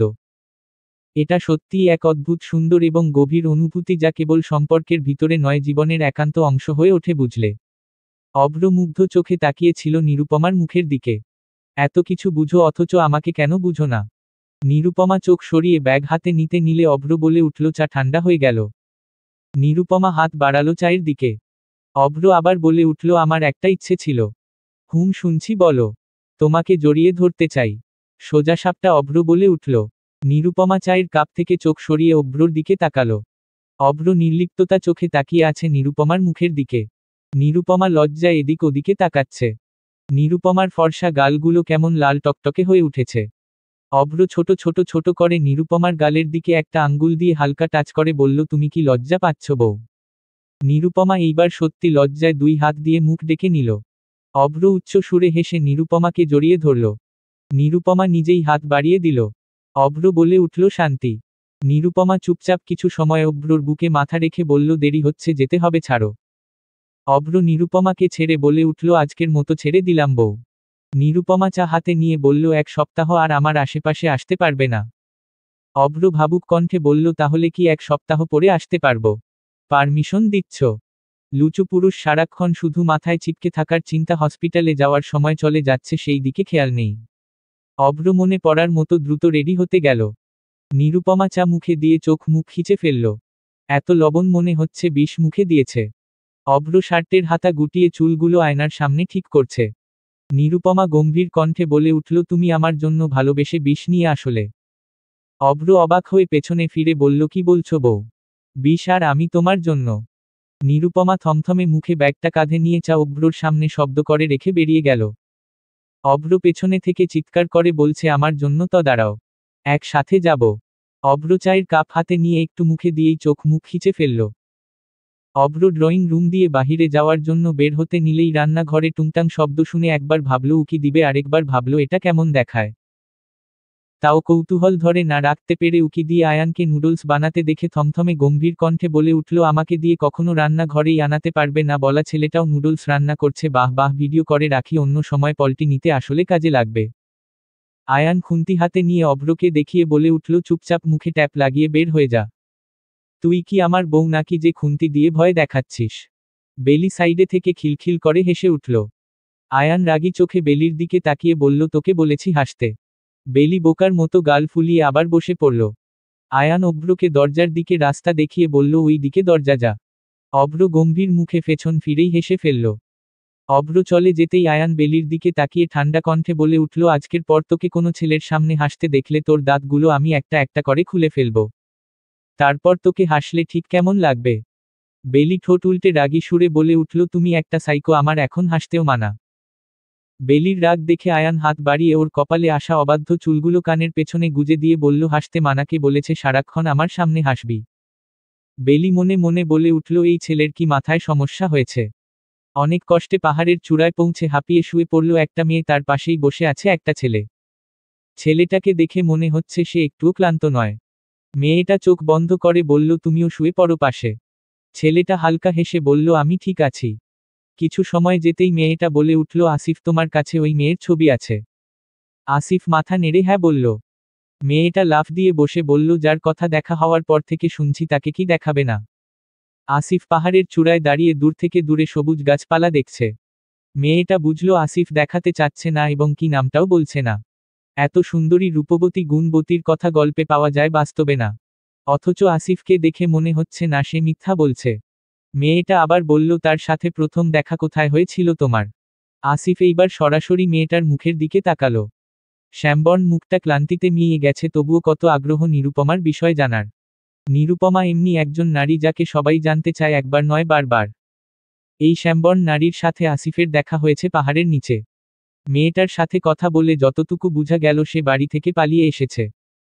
পাহাড় চড়া তার নেশা বলা যায়। আর আসিফ মন ভালো করতে এসেছে। আগে অভ্র আয়ান বেলি একসাথে আসতো, আজ সে একা এসেছে। ওর সাথে আমার প্রথম দেখা হয়েছিল বাসে। কি বাসে? Wow, interesting. তারপর? আসিফ চোখ ছোট ছোট করে মেয়েটার দিকে তাকিয়ে বলল, এত আগ্রহ দেখানোর কিছু নেই, প্রথম দেখায় সে আমাকে ভাইয়া বলেছিল। মেয়েটা দুই ঠোঁট ফাঁক করে হাত দিয়ে অবাক হওয়ার মতো বলল, ওয়াও, ভাইয়ার পূর্ণ রূপ ছাইয়া জানো না? আসিফ মেয়েটার কথা শুনে হেসে ফেলল। সে আমাকে কিছু গুন্ডাদের সামনে বলেছিল আমি তার রক্তের আপন ভাই। কসম কেটে বলেছিল ওর বাপের ছেলে আমি। মেয়েটা এই কথা শুনেই খিলখিল করে হেসে উঠল। হাসি আটকে বলল, আবার গুন্ডা আসলো কোথায় থেকে? আমি যখন বাসে বসেছিলাম, বলা যায় কোম্পানির কাজে একটা জায়গায় যাচ্ছিলাম সিআইডি অফিসে, তার মধ্যে বাসে একটা মেয়ে দৌড়ে এসে আমার পাশের সিটে বসে পড়ল। মেয়েটার মুখ ক্যাপ আর মাস্ক দিয়ে ঢাকা ছিল, পরনে শার্ট প্যান্ট। কিছু সময় যেতেই একদল গুন্ডা এসে বাস আটকে মেয়েটার সামনে দাঁড়ালো। ভয় মেয়েটা আমার হাত খামচে ধরে গুন্ডাদের বলে উঠল, দেখো, তোমাদের যা ক্ষতি হয়েছে সব আমার ভাই দিয়ে দিবে। গুন্ডার লিডার বলল, এমনিতেই মাইয়া মানুষ, রাস্তাঘাটে মারামারি করস, তোর ভই কই পামু? মেয়েটা আমাকে দেখিয়ে বলল, এই দেখেন আমার ভাই, আমার বাপের একমাত্র ছেলে। আমার বাপের অনেক সম্পত্তি, সব তো ভাইয়ের ভাই দিয়ে দিবে। আমি বোকার মতো তাকিয়েছিলাম। কি বলতে হবে, কি রিয়াকশন দিব ভুলে গেছিছিলাম। লোকগুলো আমার দিকে এগিয়ে আসতেই আমি বুঝলাম মেয়েদের মামলা। এখানে কিছু বললে নিজেই ঝামেলায় পড়ব, তাই আমার অফিসের কার্ড দিয়ে ওদের বিদায় করেছিলাম। গুন্ডাগুলো যেতেই মেয়েটা ক্যাপ সরিয়ে আমাকে বলল, জানালার সাইডে আমি বসব। আমি চুপচাপ উঠে সিট দিয়ে দিলাম। মেয়েটা একটু পর মাস্ক খুলে আমাকে বলল, ধন্যবাদ ভাইয়া, আমি নিরুপমা, নিরু। আপনার টাকা দিয়ে দিব, আপনার নাম্বারটা দেন। আমি প্রথম দেখায় থমকে গিয়েছিলাম।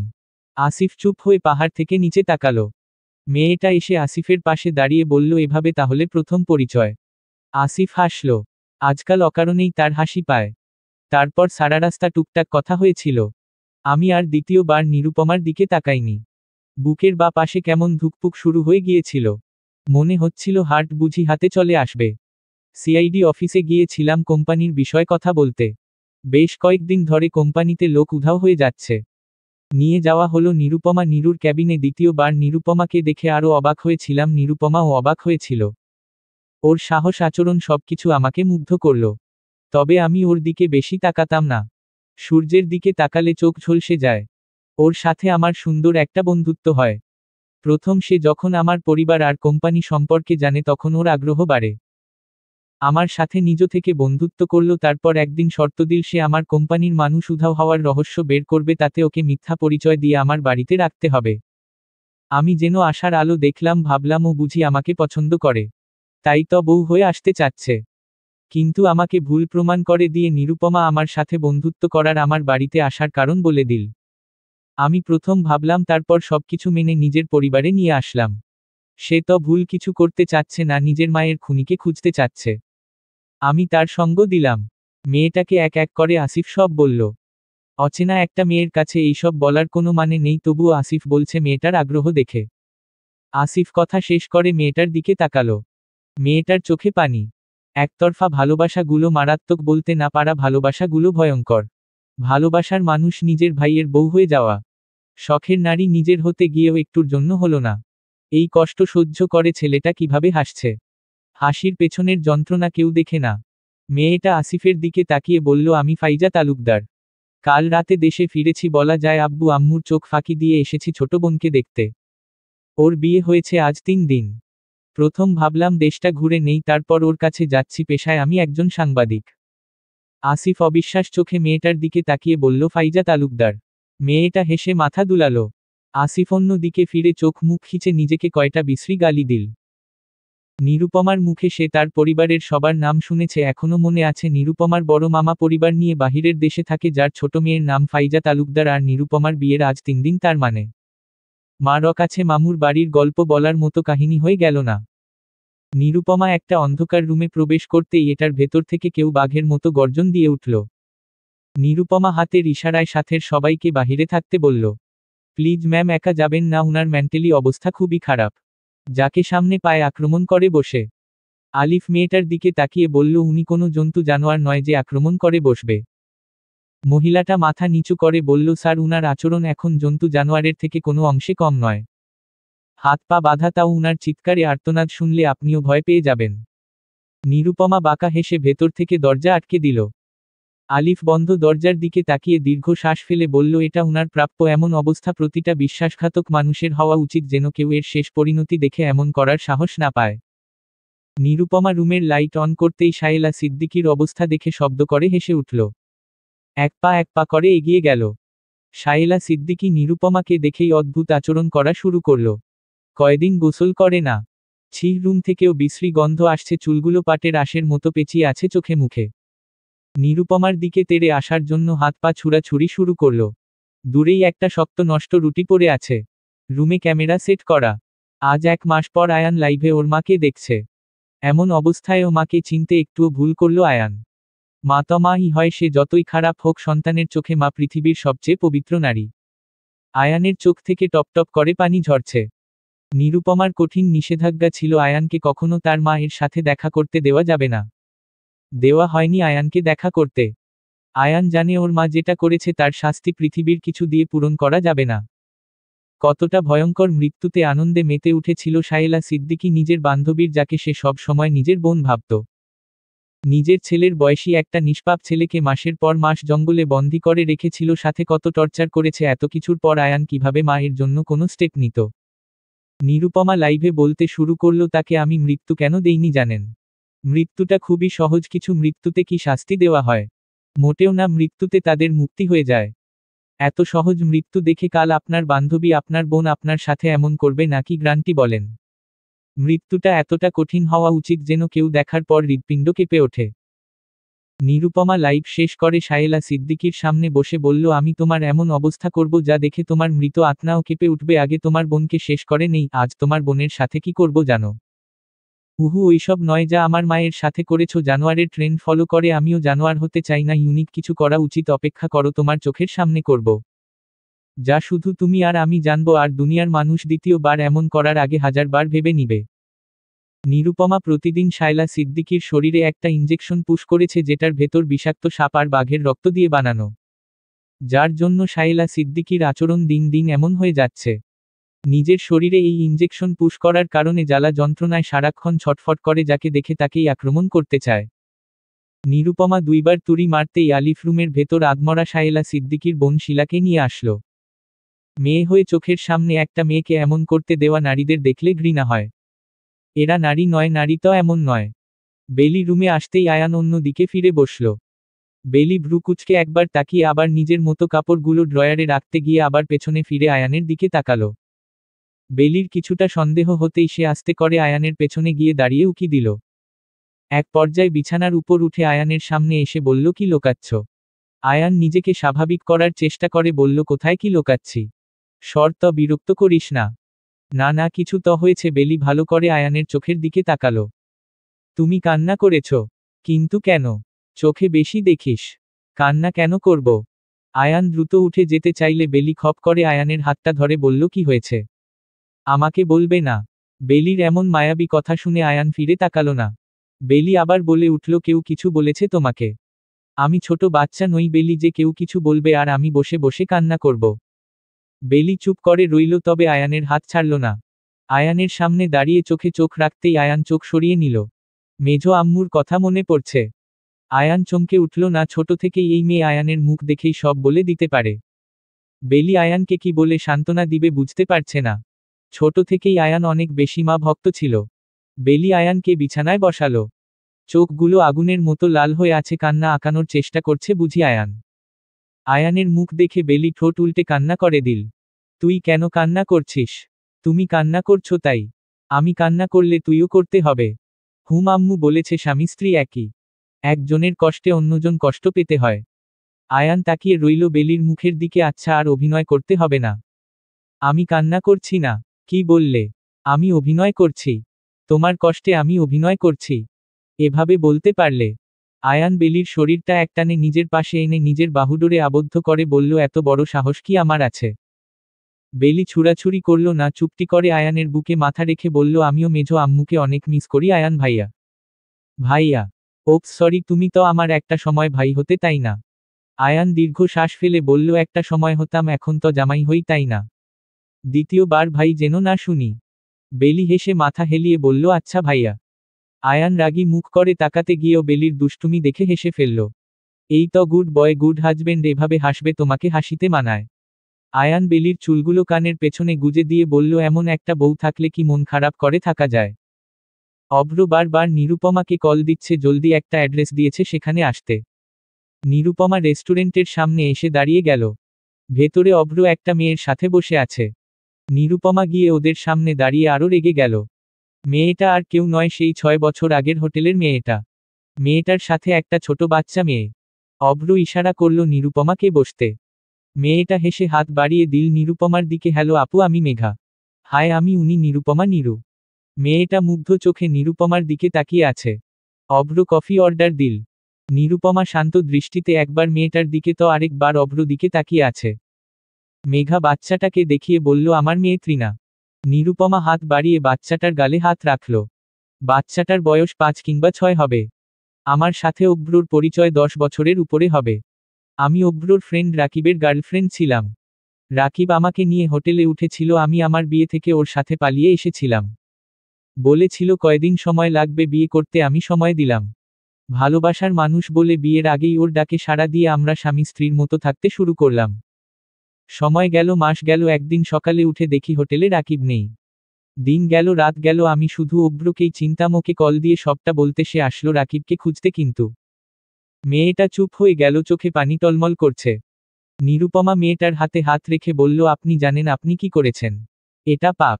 মেয়েটার চোখ থেকে টপটপ করে পানি ঝরছে। আমি জানি পাপ, সেই পাপের সাজা আজও পাচ্ছি।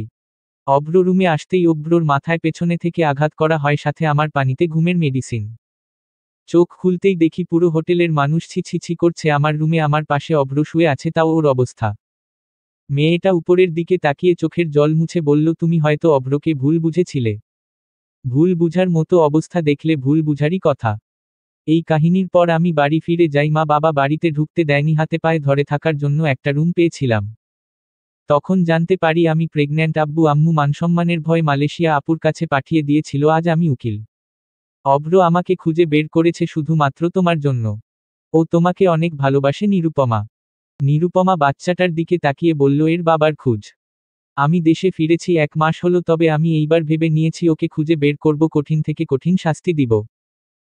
বাচ্চা মেয়েটা এত মিষ্টি আর চুপচাপ প্রকৃতির। নিরুপমা মুগ্ধ চোখে তাকিয়ে রইল। অথচ এই মেয়ে যখন বড় হয়ে জানতে পারবে তার মা বাবার কোনো বৈধ সম্পর্ক ছিল না, তাদের পাপের ফল সে, তখন তার জীবনটা কেমন হবে?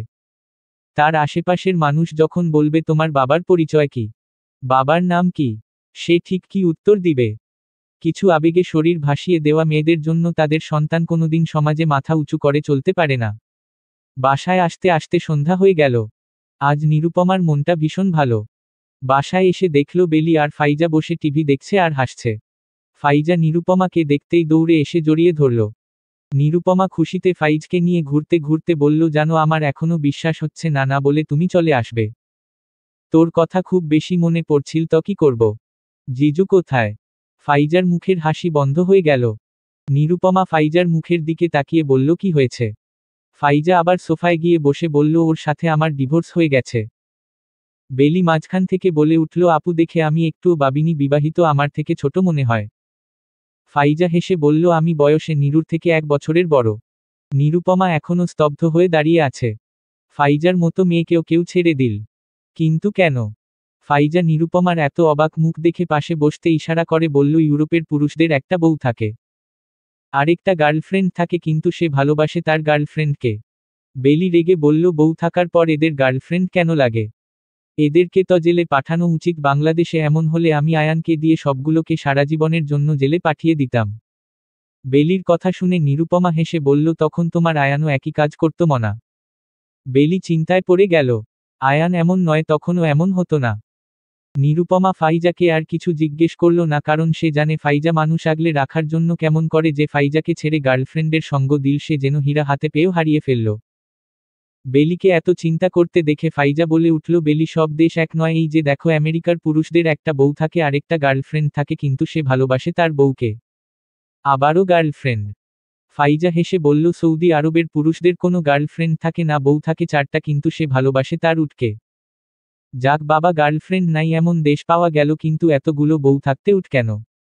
নিরুপমা মাঝখানে থেকে বেলির এত এত প্রশ্ন শুনে বলে উঠল, এত দেশের কাহিনী জেনে কি করবে? নিজের দেশের পুরুষদের বউ থাকে একটা, গার্লফ্রেন্ড থাকে চারটা। বেলি দৌড়ে ফ্রিজ থেকে বরফ নামিয়ে মাথায় দিয়ে চুপ করে বসে রইল। এত এত প্রশ্ন মনে ঘুরপাক খাচ্ছে। আজ আয়ান আসুক, ওকে জিজ্ঞেস করবে ওর কয়টা গার্লফ্রেন্ড আছে। নিশ্চয়ই ওর চারটা গার্লফ্রেন্ড আছে, সেই জন্যই তো বেলিকে এখনো টাচও করেনি। ফাইজা নিরুপমার দিকে তাকিয়ে বলল, বিয়ের পর তো আরো বেশি সুন্দর হয়ে গেছিস। নিরুপমা হেসে বলল, তোমার মতো মায়াবতী তো হতে পারিনি। ফাইজা নিরুপমার দিকে নিজের হাত বাড়িয়ে দিয়ে বলল, দেখ কে মায়াবতী, কোথায় আমি শ্যামবর্ণ আর কোথায় তুই দুধে আলতা গায়ের রং। নিরুপমা ফাইজার গালে হাত রেখে বলল, দেখো, মায়াবতী কাকে বলে? শ্যামবর্ণ মানেই মায়াবতী, যাদের দিকে তাকালেই মায়া মায়া লাগে। এইসব গল্প উপন্যাসে মানায় বুঝলি, বাস্তবে ততদেরকে মায়াবতী বলে। নিরু আজ মায়াবতী নই বলেই তো নামের পাশে ডিভোর্সি বসে গেল। ভাবছি আর ফিরব না, দেশেই সাংবাদিকতা করব। কাল সকালে ছোট চাচ্চুর বাসায় যাচ, অনিকের সাথে অনেক হিসাব নিকেশ বাকি। নিরুপমা হাসল ফাইজার কথা শুনে। এক সময় অনিকের সবচেয়ে বড় দুর্বলতা ছিল ফাইজা। ফাইজা বলতেই অনিক পাগল ছিল। সেই সময় যদি ফাইজা ওর ভালোবাসা বুঝতো, তাহলে হয়তো আজ জীবনটা অন্য রকম হতো। দেখা যাক সামনে কি হয়। ফাইজাকে দেখে অনিক কি করে। নিরুপমা জানে অনিকের চোখে ফাইজার সামনে পৃথিবীর সবচেয়ে সুন্দরী নারীও ফেল। মধ্যরাত, তুমুল ঝগড়া চলছে ডান পাশের রুম থেকে। বেলি বার বলছে, তোমার অনেকগুলো গার্লফ্রেন্ড আছে তাই না? সেই জন্য আমাকে পছন্দ করো না? তোর কেন মনে হলো আমি তোকে পছন্দ করি না? পছন্দ করলে আমাকে কখনো ছুঁয়েও দেখনি কেন? আয়ান বেলির কথা শুনে দুষ্টু হেসে বলল, তুই কি চাস আমি তোকে ছুঁই? বেলির হুঁশ ফিরল, সে কি বলেছে। লজ্জায় পেছনে ফিরে বলল, না না, আমি তো এমনি কথার কথা বললাম। আয়ান বেলির পেছনে দাঁড়িয়ে বলল, মনের কথাই এমনি বের হয়ে যায়, চল আজ। চুপ চুপ, একদম কাছে আসবে না। আরে আমি এখনো শুরুই করলাম না। পাশাপাশি দাঁড়িয়ে চাঁদ দেখছে অভ্র নিরুপমা। অভ্র নিরুপমার দিকে তাকিয়ে বলল, তোমার হাতটা দিবে? নিরুপমা রাগ দেখিয়ে বলল, আমি তোমার বউ, তুমি যখন তখন জড়িয়ে ধরতে পারো, হাত ধরতে পারো, এত জিজ্ঞেস করার কি আছে? অভ্র নিরুপমার কানে ফিসফিস করে বলল, চাইলে কি একটা দুইটা চুমুও খেতে পারি? নিরুপমা লজ্জায় অভ্রর শার্টে মুখ লুকালো। পাহাড়ি রাস্তার মুড়ে এক টং দোকানে বসে চায়ের কাপ হাতে চাঁদের দিকে তাকিয়ে এক যুবক চিৎকার করে বলে উঠল, ওহে চাঁদ, তোমার মতো আমিও যে বড্ড একা মায়াবতীর পাশে, আজ তার শখের পুরুষ আর আমার চোখে মায়াবতীর স্মৃতি। সমাপ্ত।